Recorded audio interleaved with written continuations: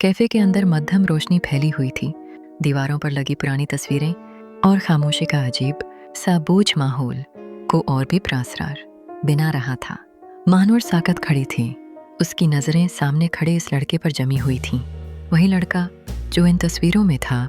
उसका दिल तेजी से धड़क रहा था, लेकिन उसके जहन में सिर्फ एक ही सवाल गूंज रहा था, ये कौन है? लड़का आहिस्ता आहिस्ता उसकी तरफ बढ़ा।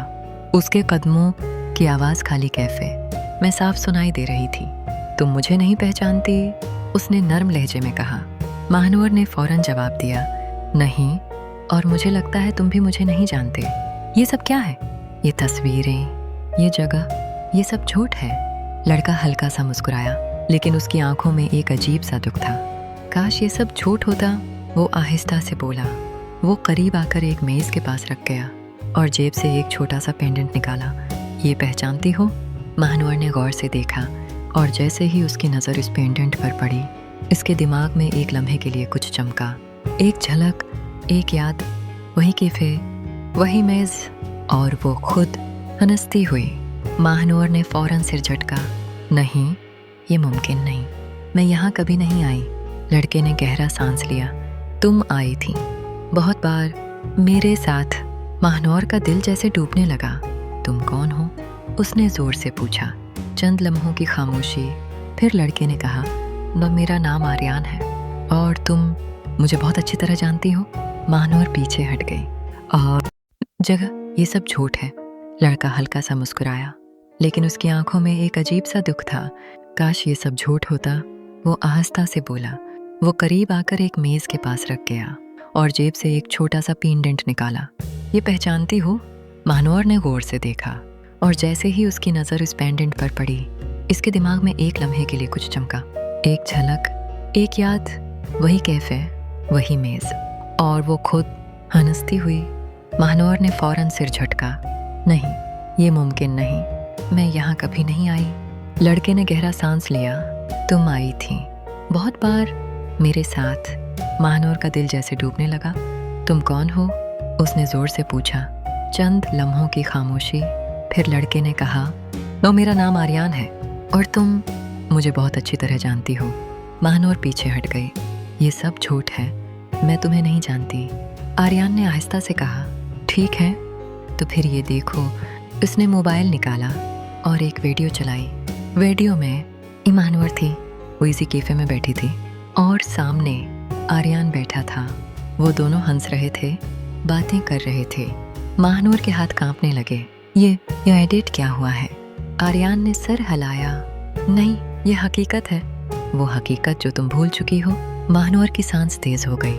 मैं क्यों भूलूंगी? कोई अपनी जिंदगी ऐसे कैसे भूल सकता है? आर्यान खामोश हो गया। फिर उसने आहिस्ता से कहा कि क्योंकि तुमने खुद भलाया है। ये सुनकर जैसे वक्त रख गया। क्या? महानूर की आवाज़ बहुत धीमी हो गई। हाँ, आर्यान बोला। तुमने खुद अपनी याददाश्त मिटाने का फैसला किया था। महानूर के कदम लड़खड़ा गए। वो कुर्सी पर बैठ गई। ये मुमकिन नहीं, मैं ऐसा क्यों करूँगी? आर्यान ने उसकी तरफ देखा, और इस बार उसकी आवाज़ में संजीदगी थी, क्योंकि तुम सच बर्दाश्त नहीं कर सकती थी। महानूर की आंखों में आंसू आ गए। कौन सा सच? चंद लम्हे खामोशी, फिर आर्यान ने कहा, या तुम्हारे वालिद की मौत एक हादिसा नहीं थी। महानूर का दिल रख गया।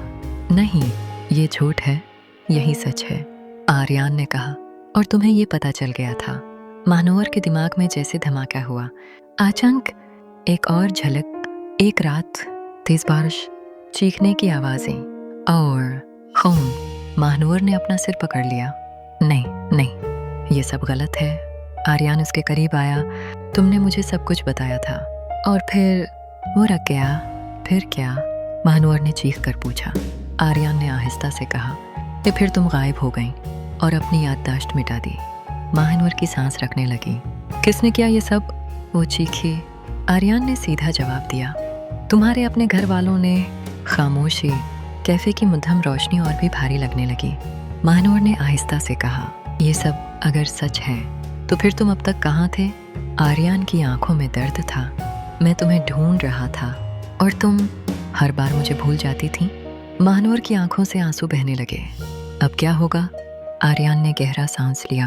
अब तुम्हें सच का सामना करना होगा। इसी वक्त कैफे का दरवाज़ा ज़ोर से खुला। दोनों चौंक गए। दरवाजे पर एक आदमी खड़ा था। इसके चेहरे पर सख्ती थी और आंखों में गुस्सा। महानवर ने जैसे ही उसे देखा, इसका रंग उड़ गया। ये तो, आर्यन ने आहिस्ता से कहा। हाँ, यही है सब कुछ का जिम्मेदार। इस part 2 and big twist cut in अगले पार्ट में। ये वो आदमी कौन है? ये असल सच क्या है? क्या महानवर सब कुछ याद कर पाएगी?